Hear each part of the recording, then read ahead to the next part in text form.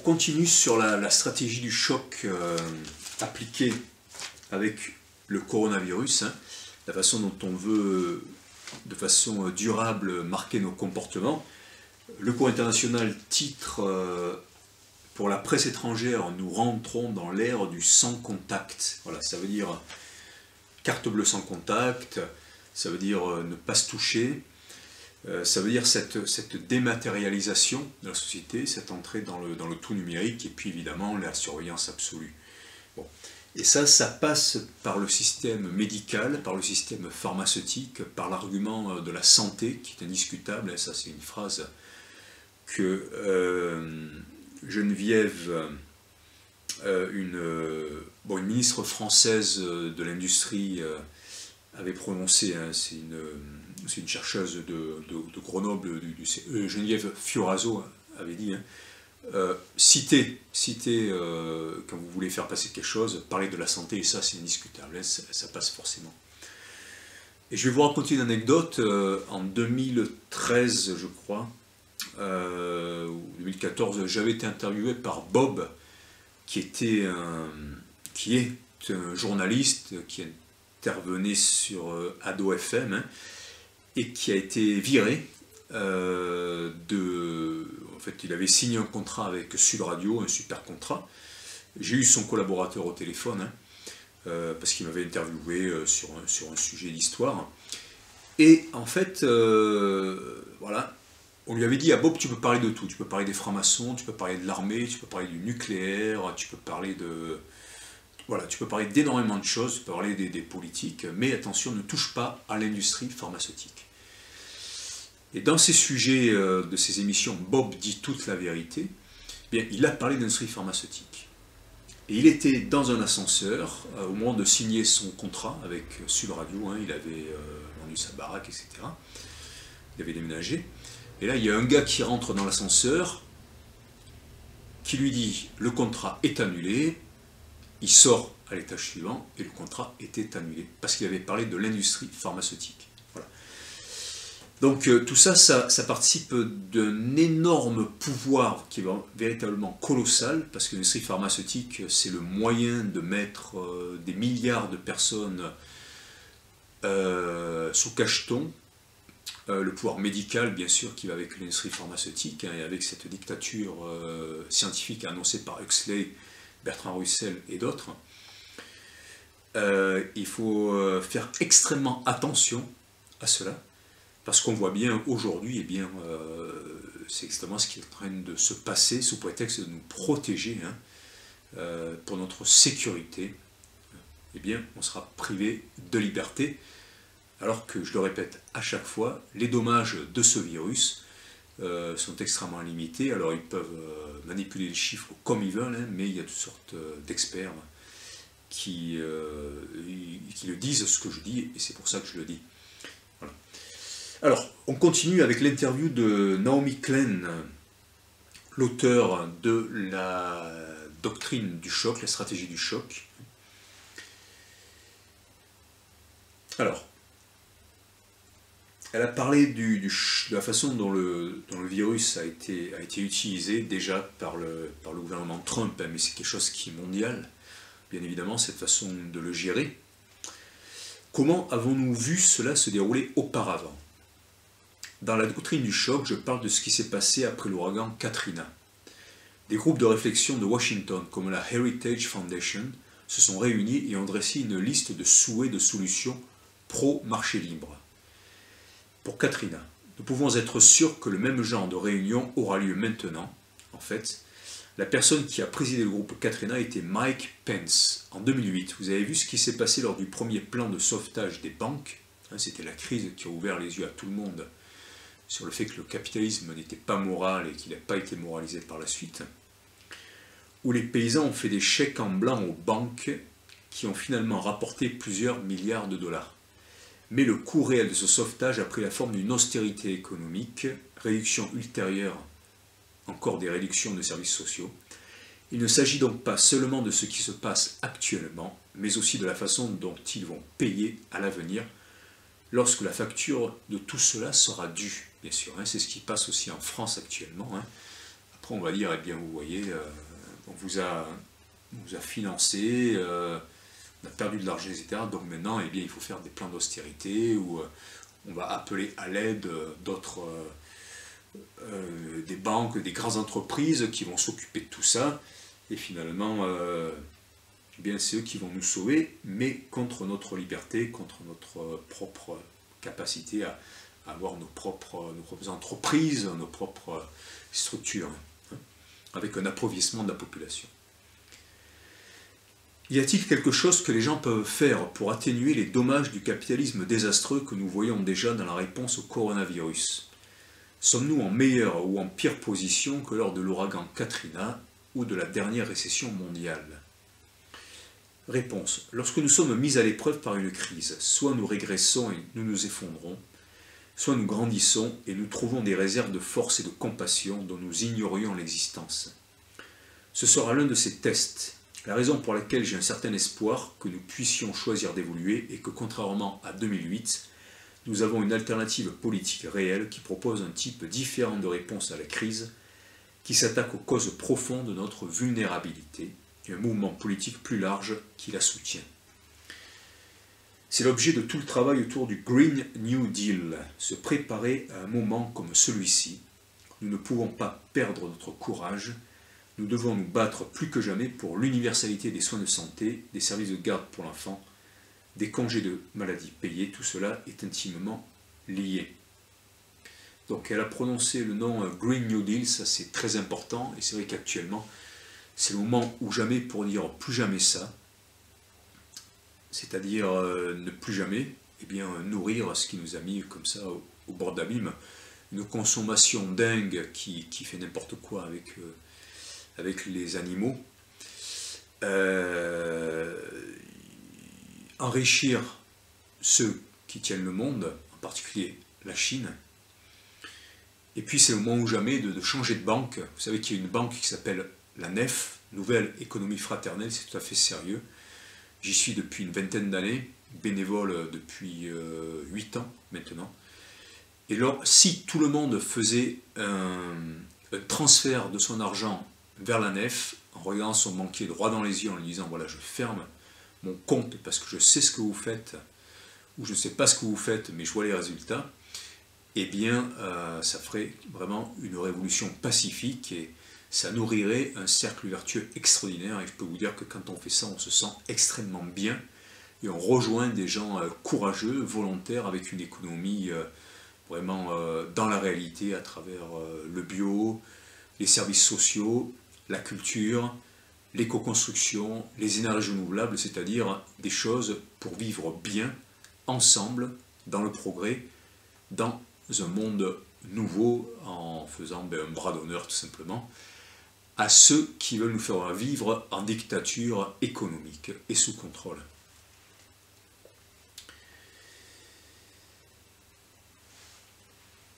On continue.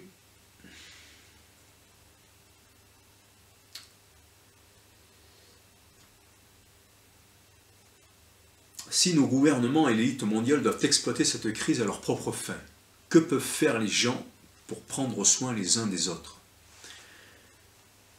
Je vais prendre soin de moi et des miens. Nous pouvons obtenir la meilleure assurance possible. Et si vous n'avez pas de bonne assurance, c'est probablement votre faute, ce n'est pas mon problème. Fermez les guillemets. C'est cette sorte d'économie du tout pour le meilleur, hein, de vraiment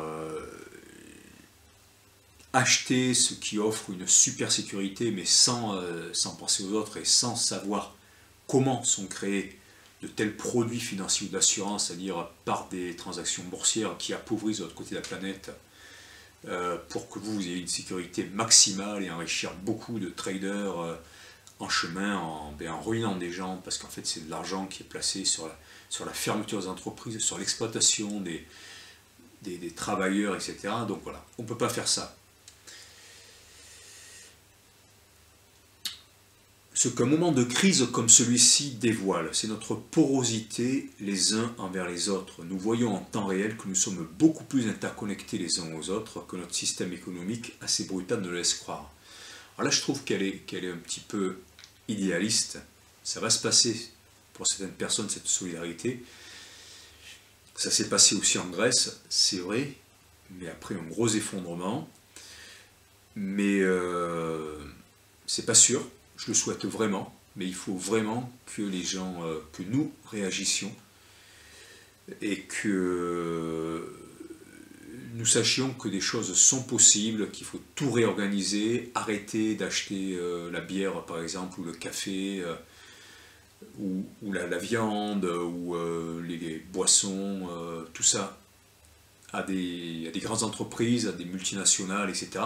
Non, acheter des produits locaux, ces gens-là vont être reconnaissants de ça, ils vont réinvestir dans le local, et tout ça, ça va redynamiser des régions entières, redonner la fierté, l'espoir, le goût de vivre, la richesse à des populations, à des territoires, et ils pourront dire non à la mondialisation parce qu'ils seront organisés. Il y a quelque chose dont on ne parle jamais, c'est la façon dont certaines régions s'organisent, dans certains pays même, et je pense à l'Arménie, la façon dont l'Arménie a viré un gouvernement corrompu, sous l'impulsion d'un homme politique qui a tenu ses promesses, et les gens ont retrouvé leur joie de vivre. Voilà. Alors je ne sais pas comment ça se passe au niveau écologique, au niveau économique, etc. Mais il a vraiment viré tout un gouvernement, tout un système hyper corrompu, et on n'en parle pas parce que ça montre que c'est possible. Et l'Arménie, voilà, est en train vraiment de vivre une renaissance psychologique, économique, sociétale absolument extraordinaire. Il faut en parler. Renseignez-vous et parlez-en autour de vous. Nous pouvons penser que nous serons en sécurité si nous bénéficions de bons soins de santé, mais si la personne qui prépare ou livre notre nourriture ou qui prépare nos boîtes ne bénéficie pas de soins de santé et n'a pas les moyens de se faire tester, et encore moins de rester à la maison parce qu'elle n'a pas de congé de maladie payé, eh bien nous ne serons pas en sécurité. Voilà, parce que cette personne va transmettre le virus. Bon, moi je vois les choses un petit peu différemment.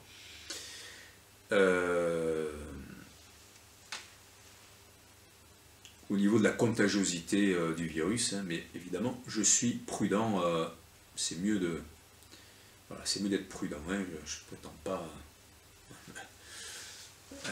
provoquer des problèmes de santé, c'est un virus qui effectivement peut être extrêmement virulent, peut mettre en danger des vies. J'ai des amis que j'ai pas vus depuis des semaines, hein, parce qu'on voit personne évidemment, quelques-uns qui l'ont eu, et c'est vrai que bon, c'est pas un moment très agréable. Voilà. Mais il y a aussi l'immunité qui est nécessaire de provoquer, justement en étant un minimum en contact, et si on ne provoque pas l'immunité, eh bien ça va être beaucoup plus grave par la suite. Et là aussi, c'est une façon de gérer par le chaos, en faisant exactement le contraire de ce qu'il faut, en affaiblissant les gens, non seulement économiquement, mais au niveau culturel, au niveau de l'information, et au niveau même le plus physique de leur santé. Donc voilà, cette façon dont l'immunité n'est pas créée, n'est pas organisée par le système de santé, eh bien c'est extrêmement grave, et ça suffit d'ailleurs à invalider le système de santé, ceux qui sont derrière, l'ordre des médecins, le complexe pharmaceutique et tout ça. Voilà. Nous pouvons penser que nous serons en sécurité si nous bénéficions de bons soins de santé. Bon, ça, je l'ai lu. Et je termine, les différentes manières d'organiser la société éclairent différentes parties de nous-mêmes. Si vous êtes dans un système dont vous savez qu'il ne prend pas soin des gens et ne distribue pas les ressources de manière équitable, alors la partie de vous qui accumule va s'illuminer. Soyez donc conscient de cela et réfléchissez à la manière dont, au lieu de thésauriser et de réfléchir à la manière dont vous pouvez prendre soin de vous-même et de votre famille, vous pouvez vous tourner vers le partage avec vos voisins et la préoccupation des personnes les plus vulnérables.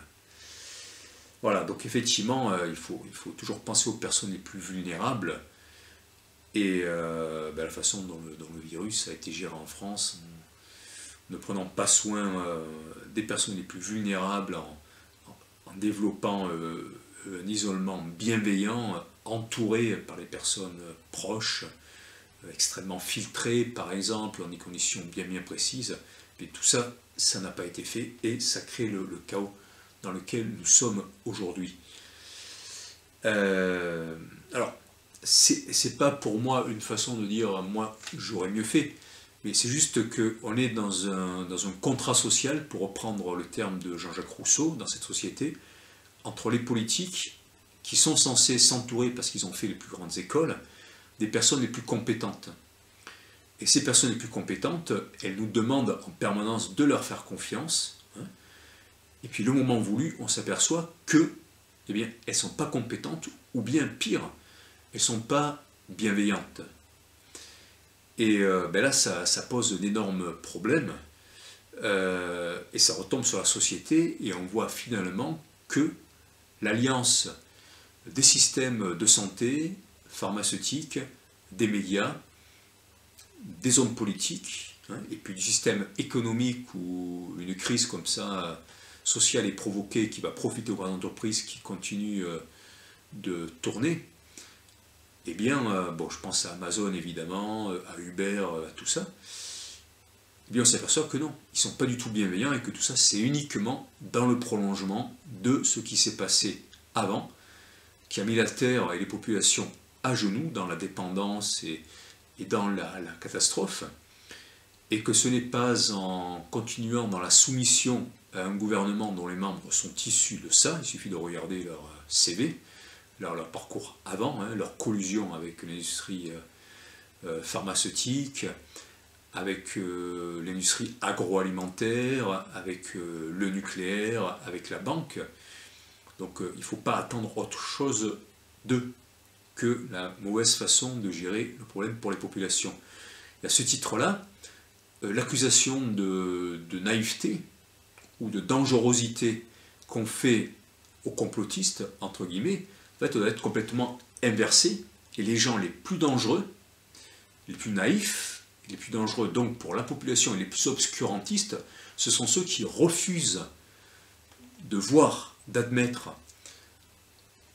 le parcours qu'ont eu les personnes en charge de la société aujourd'hui, de la politique avant, qui se mentent sur ce qui s'est passé, sur ce qu'ils ont fait avant, qui se mentent sur le chaos qu'ils ont provoqué aujourd'hui, qui se mentent sur l'avenir, et ce sont de loin les personnes les plus dangereuses pour la société. Voilà.